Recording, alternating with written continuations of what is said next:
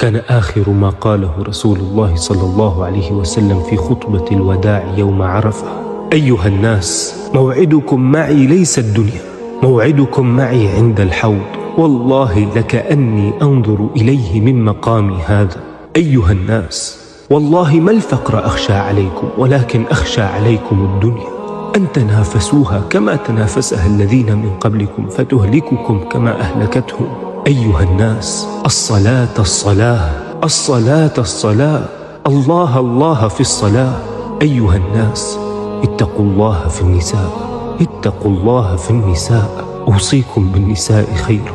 أيها الناس، إن عبدا خيره الله بين الدنيا وبين ما عند الله، فاختار ما عند الله. أهواكم الله، حفظكم الله، نصركم الله، ثبتكم الله، أيدكم الله. أيها الناس، أقرئوا مني السلام كل من تبعني من أمتي إلى يوم القيامة. اللهم صل وسلم وبارك على سيدنا محمد.